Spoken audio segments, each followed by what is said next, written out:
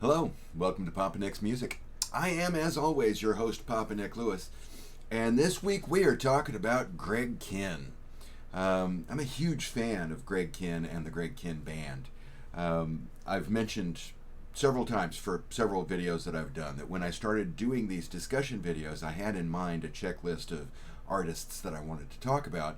Greg Kihn is on that list. In fact, I think he may be the last member of that original list. Um, as much as I love the Greg Kihn Band and as much as I love Greg Kihn, I haven't talked about him yet, apart from occasional references when I'm doing my favorite musicians and stuff like that. Um, Mostly because I'm aware that most of the artists that I like fall into two categories. There's the category of these are artists that everybody knows, that everybody's familiar with, that everybody's heard of, and these are the artists that are more niche. Greg Kihn Band is in the more niche area. He's right up there with acts like The Knack and Fountains of Wayne. These are bands. They're recording artists that people have heard of, but that don't have the sheer numbers in terms of followers that acts like the Beatles, the Beach Boys, and the Monkees have. So I put off doing Greg Kihn. I put it off, put it off, and then here a couple of weeks ago, sadly, Greg Kihn passed away from complications from Alzheimer's. And when I saw that news, I realized, okay, the time has come. I've got to do my Greg Kihn videos. So this week, we're going to rank the Greg Kihn albums. Next week, we're going to do a top 10 of Greg Kihn's songs.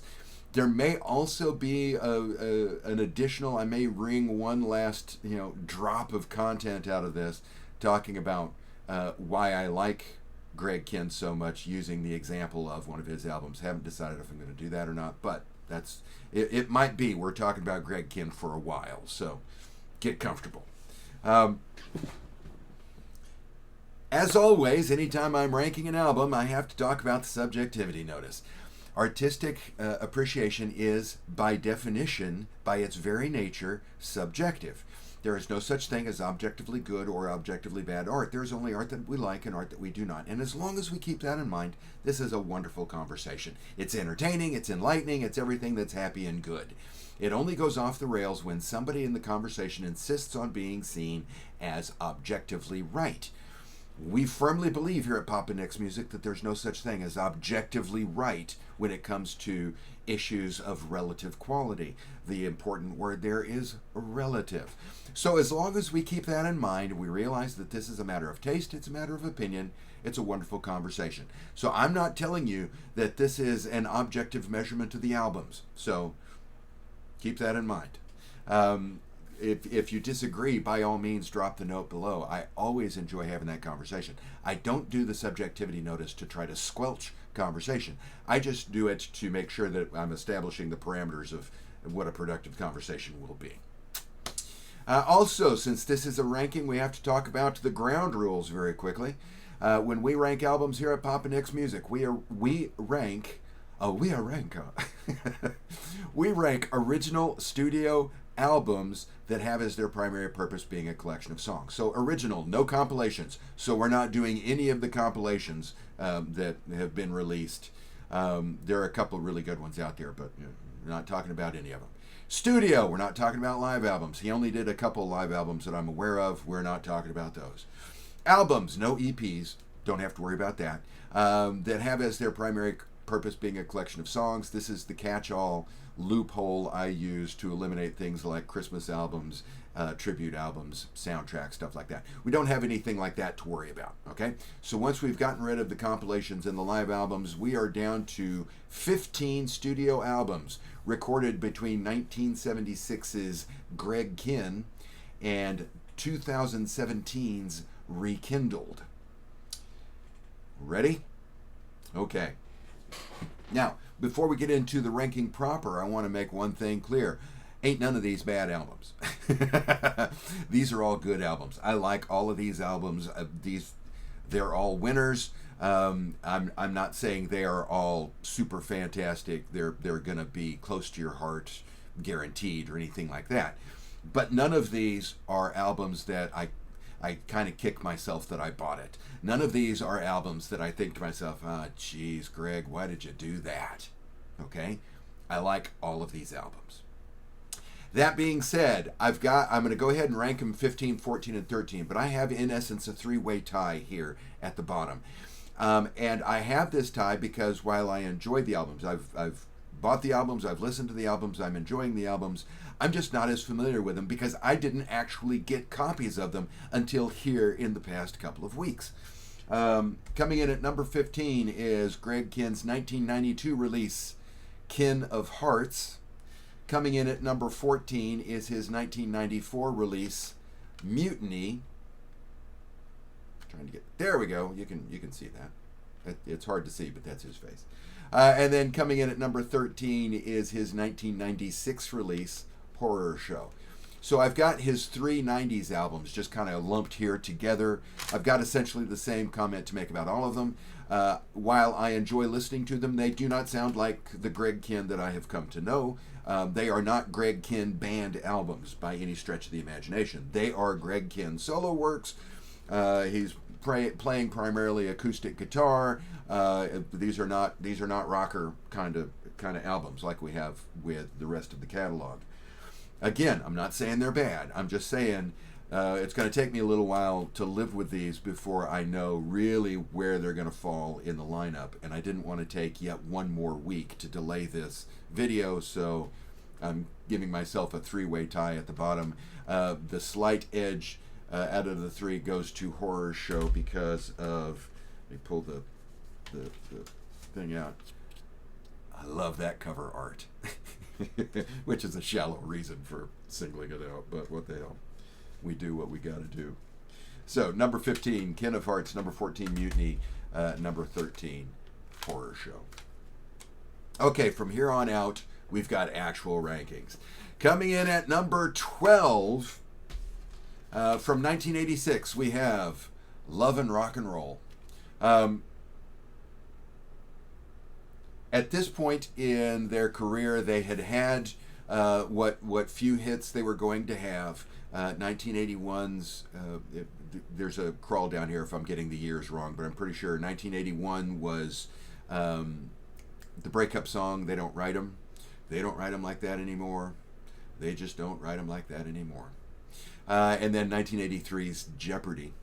So those two songs made a pretty big splash. It got some national recognition for the band, and they tried their best to ride that wave. But by this time, that wave was dead. This album sank like a stone, as far as I know. This is a copy I've recently replaced my old copy. This is a promo that I got. I bought it when it came out, but I bought it on cassette when it came out, which I still have somewhere here in the archives somewhere.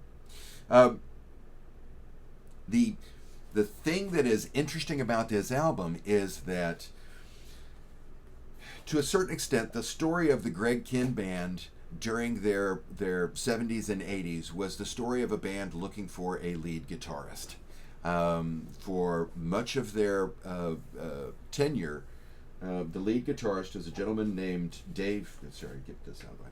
Their lead guitarist was a gentleman named Dave Carpenter, whom I really like. I like the way he plays. He's a melodic soloist, which I prefer to somebody who's doing pyrotechnics. Dave Carpenter was replaced by Greg Douglas, who was a little bit more pyrotechnic. Greg Douglas was replaced on Love and Rock and Roll with Joe Satriani. Yes, that Joe Satriani is the lead guitarist on Love and Rock and Roll. Very much a pyrotechnic kind of guitarist. So there's a lot of good guitar work on here. And there are some good songs. The title track, Love and Rock and Roll, is very good. There's a song called Beat of the Night that I really like. But overall, yeah, it's a good album. I enjoy listening to it, but it's not as consistently good as the albums above it. Coming in at number 11, talking about the band when they were starting to slide, we have Kintagious from 1984. This is the follow-up to their smash hit album that had Jeopardy on it. And this is them trying to record an album that sounds kind of like that album, and it's a fairly pale imitation of that album. There are a few decent songs on here. We've got Reunited, which was released as a single but didn't chart. We've got One Thing About Love, which is a pretty good song, a song written by the whole band, which they did every once in a while. But overall, a little bit better than Love and Rock and Roll, but number 11, Contagious. Number 10, we have one of their, I was about to say one of their last 70s albums. This was actually released in 1980, and that is Glass House Rock. I remember talking with the guy at the record store when Love and Rock and Roll came out, and he said, "Oh, you know what's interesting about this album?" And I said, "What?" And he said, "Oh, it's the first Greg Kihn album that doesn't have a Kihn-related pun in the title." It's like, no, dude, they've been doing that before. We had Glass House Rock back in 1980. This is a decent album. I really like that cover art. I like that a lot. This is a decent album. We've got Small Change is a really good song on here. Serenade Her is a good song on here. We've got their cover of For Your Love, which the Greg Kihn Band was not afraid of doing covers, and they were not afraid of doing their version of a cover. And this is their version of For Your Love, and it's a good version. It's just a good album. We're up in B plus to A minus territory at this point, if we're thinking in terms of letter grades. Love and Rock and Roll and Contagious are both solid B's, but we're getting within sniffing distance of the A's here. Coming in at number 9, Citizen Kihn. This is credited to Greg Kihn. Citizen Kihn is a decent album. The hesitation you're hearing in my voice is not from the quality of the songwriting. We've got some good songs on here. We've got Lucky is good. I'm in Love Again is good. Good Life is good. All of the songs on this album were written by Greg Kihn and the bassist that he worked with, Steve Wright. Is one of the common threads that goes throughout the bulk of this catalog. The songs are good, but oh my God, is this album 1985? Yeah, 1985. This is, oh my God, is this a 1985 album? It's an oral time capsule, but decent album. Again, we're right up there. This is, if I'm giving it letter grades, this is B plus to A minus. If I'm giving it a number, I'm probably going to go ahead and nudge it up to 90, whereas this one would have been like an 89, right? Good album. Now, from this point on, we are in good, solid A territory. Coming in at number 8, we have from 1979, With the Naked Eye. Again, no pun in the title. Record store guy. Get your facts straight, dude. With the Naked Eye. Decent album. I think the songs are consistent. We don't have much in the way of super high peaks or super low valleys, which just means, throw a dart, pick a song, it's going to sound good. If I had to pick out songs to recommend, I would pick the almost title track. The album is called With the Naked Eye, but the song is In the Naked Eye. I'd pick that, and I would pick the cover they do of Bruce Springsteen's Rendezvous. Greg Kihn did a couple of Bruce Springsteen covers. He did the first one. He did a version of For You, and Springsteen liked the version so much that Springsteen encouraged Greg Kihn to do Rendezvous. So, good album. Okay, coming in at number 7. From 1976, the album that started it all, Greg Kihn.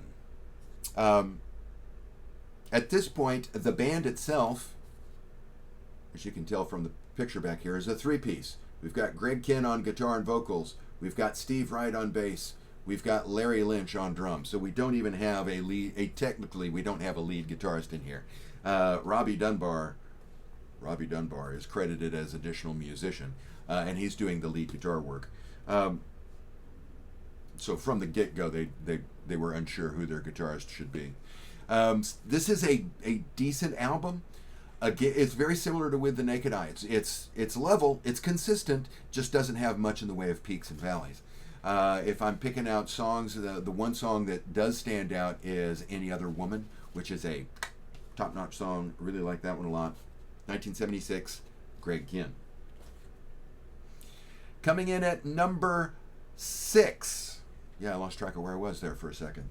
Number 6, we have the follow-up, his second album, Greg Kihn Again, from 1977. At this point, we have finally added Dave Carpenter as our lead guitarist. This is Steve Wright, bassist, Dave Carpenter, lead guitarist, Greg Kihn, and Larry Lynch, the drummer. Decent album. If you liked Greg Kihn, you're going to like Greg Kihn Again.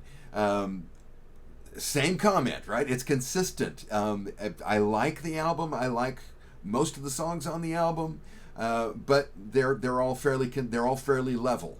If I'm having to pick, I would pick For You, the Bruce Springsteen cover that I was talking about a second ago. Also, Madison Avenue. Madison Avenue was written, if you check the liner notes, was written by Greg Kihn and Rose Bimler. Rose Bimler was the pseudonym that Matthew King Kaufman, who's the producer of the albums, it's the synonym that Matthew King Kaufman used. Matthew King Kaufman was the owner, president, whatever, of, where have we got it? There we go. Berserkly Records, which was the record company that Greg Kihn was signed to. Independent label headquartered in San Francisco. And in addition to running the label and producing the music, he liked writing songs. So on a lot of these albums, there are songs that are co-written by Rose Bimler. That's Matthew King Kaufman.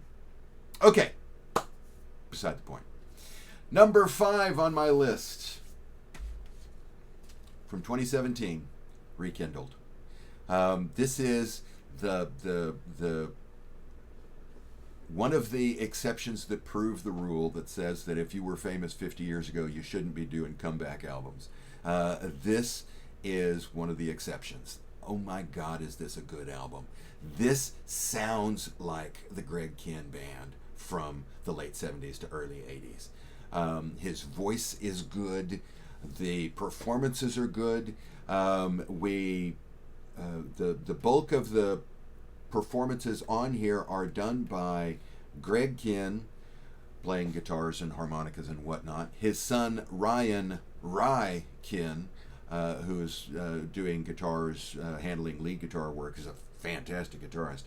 And a guy named Robert Berry, I think Robert Berry was doing, oh yeah, I'm not going to be able to read it. I think he was playing bass. Yeah, guitar and bass. And then they recruited a few different drummers. Original drummer Larry Lynch shows up on at least one of the tracks, maybe 2 of them. But so we've got a completely new cast other than Larry Lynch, but it sounds spot on. I mean, this blends in very nicely with the stuff that they were doing in the 80s, and it is good. I really like this album. We are in good, strong, solid A territory by this point. I would pull out the songs The Life I Got, Big Pink Flamingos, and I Wrote the Book, all written by Greg Kihn, Ry Kihn, and Robert Berry. Great album. Strongly recommended. Okay. Number 4. We've got from 1982, Continued. Very good album. Love this album. This is a good, solid A to A plus album. If I were giving it a number grade, it'd be like a 96 or a 97. I really like this album.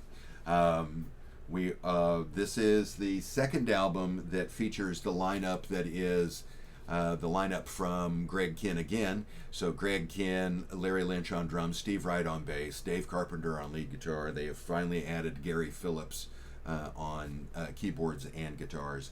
Gary Phillips had been playing as a session musician as early as the first Greg Kihn album. He's finally part of the band now. Really like this album. In terms of the highs, we've got Happy Man, written by Greg Kihn and Steve Wright. We've got Every Love Song, which is one of those that the whole band wrote. We've got Every Day Saturday and Dedication, written by Greg Kihn and Steve Wright. Good album. Love this album. Good solid A. Now from here on out, we are in A+ territory. My number 3 album from 1978, Next of Kin. Next of Kin is a short album. We've 8 tracks on this thing, 4 per side. And a couple of those are fairly short songs. A couple of them are long, so it blends. It averages out a little bit. But oh my God, is this a good album? We've got as far as the songs that stand out. Cold Hard Cash, the lead-off track is good. Sorry, the first track on side 2 is good. Everybody else is good. Everybody else written by Greg Kihn and Rose Bimler. But the Grand Champion Hall of Fame runaway hit, super fantastic song on this album is called Remember. Third song on side 1. If there's one song that you need to listen to, one track off of this album that you need to hear, Remember. Check it out. Love Next of Kin. Fantastic album. Now, I'm up to my top 2. If you're familiar with the discography, you know which 2 they are. If you're familiar at all with the Greg Kihn Band, you know which 2 they are, because these are the 2 hit albums. Now, these are also the albums, I think, where everything that they did worked. Everything, it's firing on all cylinders. The albums are both arguably perfect albums. They are superlative. They are albums that I listen to completely. I don't listen to them in bits and pieces. We don't have any skippers. I mean, everything that I have ever said about perfect albums applies to both of these albums. And if I'm being honest, this is one of those situations, even though it drives me insane when people do this, where, okay, I might as well be tying these. I might as well say that one album is that today I've got them at 1 and 2, and tomorrow I could have them at 2 and 1. But for today, I'm going to go ahead and say my number 2 album is 1981's Rock and Roll.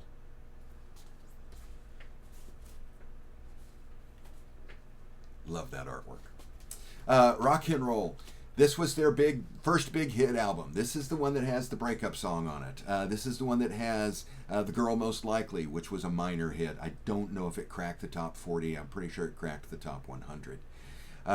We've also got Can't Stop Hurting Myself, which is wonderful. When the Music Starts. Oh my God, I love that song. There's a lot of really good stuff on this album. It is consistent and it is good.